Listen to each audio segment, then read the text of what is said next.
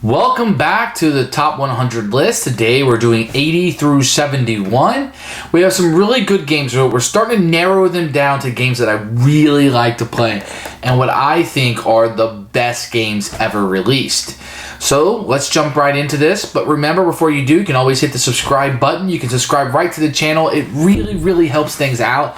We're trying to get over 500 right now, and at 700 we're giving a giveaway. We're going to be giving away the Manhattan Project, the deluxe edition, Chain Reaction, brand new in shrink. We'll be giving this away when we get to 700 to one of our lucky subscribers. But at number 80, let's talk about this. We've got Steampark. Now, I don't normally like real-time games. I feel like it's just a battle of who's the fastest. This is going to be rolling the dirt the quickest, and whoever grabs it, has a little bit of an advantage over the rest, i.e. not as much dirt. But this is a game where you actually build a theme park, which is a wonderful theme that I absolutely love and wish more games had. But in this world, it's like machines or robots that are riding it, and you have to worry about dirt, which is this, it could just as well be humans. I have no idea why they went with robots over humans, but you build these real 3D rides that are wonderful and look great on the table. So Steampark is my number 80. It's a very light game. I think it could be used as a gateway game, but it is super fun with a wonderful theme. Number 79. This is Last Night on Earth. This is one of my favorite horror-themed games. And this one in particular has a zombie theme to it, but there's invasions of aliens. There's an alien one, so it has a little bit of a variance there. But this one is the horror themed with the zombies, and it really feels like you're in a movie. It has different scenarios, and every scenario is pretty much pulled from a real movie. You have Night of the Living Dead, and Dawn of the Dead, and Day of the Dead, and these scenarios are all in here, and you can really pull all these back to the movie. There's one where you're in a mansion, and you just have to protect the mansion. We've seen those before. So, Last Night on Earth. Now, the mechanics of this one are very simple. A lot of it's rolling a dice and card play. There are some things that can go wrong with this game. If you're looking for the keys and at the bottom of the deck, and then it's just a lot of searching. But overall, I really like Last Night on Earth, but mainly because of the story that it tells rather than the wonderful mechanisms of the game. Number 78 is Cyclades.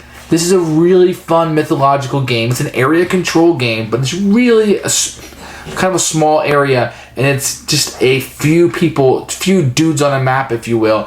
But when the mythological characters come in, they can really shake things up pretty well. And I wouldn't say it's an overly hard game to play. I think most people can jump into it right away. Number 77 is Stronghold. Now, I've played the second edition, and I found this game to be a wonderful two-player game. Now, it does take... you both have to digest the rules. Otherwise, I think the other player, if somebody knows the rules better and that person's new, that the experienced player will win. But it's a fantastic two-player game where one is invading the castle and the other one is trying to defend it. It's asymmetrical, but both sides kind of work together. So if they do this, you can block it with that. And it has a lot of strategy to it. It has some luck into it, but planning is so important in this game. It's a little bit long, a couple hours, but this game is fantastic and one I highly recommend you to check out. Number 76 is Champions of Midgard. This is a Gray Fox game. It's a worker placement game, but then you send your workers out to fight trolls and monsters and kind of like Viking mythology, and then you roll the dice that you have. So it has a little bit of luck in it with the dice rolling. But it's like Lords of Waterdeep with a little bit of luck. It's much easier to play. It's a lighter of a game to me, but I really enjoy Champions of Midgard. Number 75 is Claustrophobia. Now, this is one I think that would be higher on the list at some point, but I love Claustrophobia. It's a really good two-player dungeon crawl game.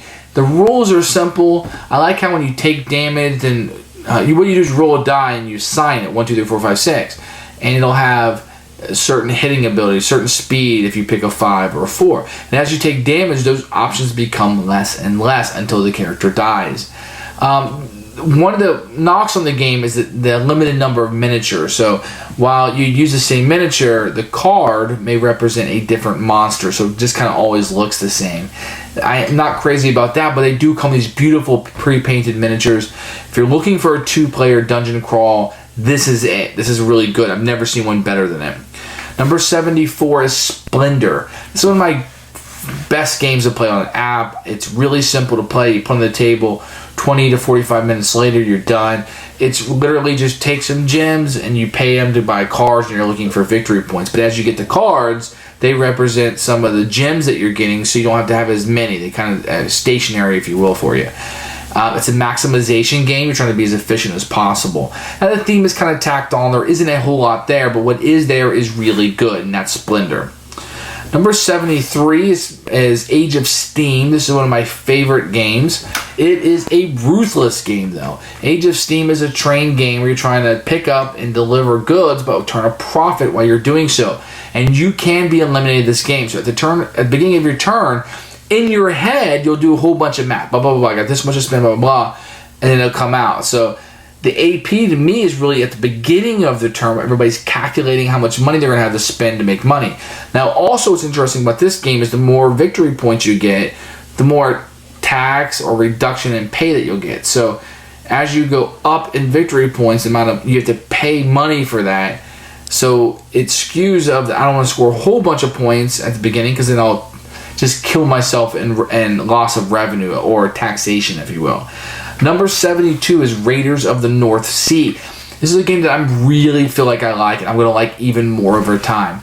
It's probably one of my favorite Viking games, if not my favorite Viking game. And it's just so much fun to do that worker placement and then go out a little bit with your supplies, come back, get some more supplies, then go out even further, then come back and get some supplies, and then go out further, which will lend yourself towards the end of the game. It's really, really fun. There is a limited amount of dice rolling, not as much as Champions of Midgard, but I think it does the game a little bit better than Champions of Midgard. Number 71 is Age of Empires 3. Now, this game has been completely redone. I haven't Age of Discovery, and I haven't played the new one. So Age of Empires 3 will stay on this list, but it's a worker placement game, but also has some area control. I just found this game fascinating, and I haven't played it in a long time. I really need to get the new version to the table.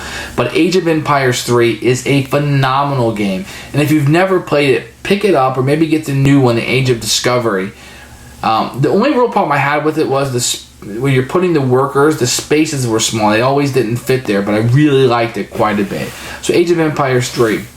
That's my 80 through 71. You're starting to see some of the games that I really, really enjoy. You see some 2-player games on the list. I do like to play 2-player games quite a bit, and I like to have a repertoire of a lot of those. So that's 80 to 71. Please subscribe to the channel. It really helps out. Once again, once we get to 700, we're going to give a giveaway. Right now, we're shooting for 500 subscribers, and we're really close. If you like the channel, go ahead and comment on it. Let us know what you think about this list, or if you like any of these games or played them. And hopefully I've educated you about a few games that you've never heard of. Thanks for watching, and I'll see you next time at the Purge Reviews.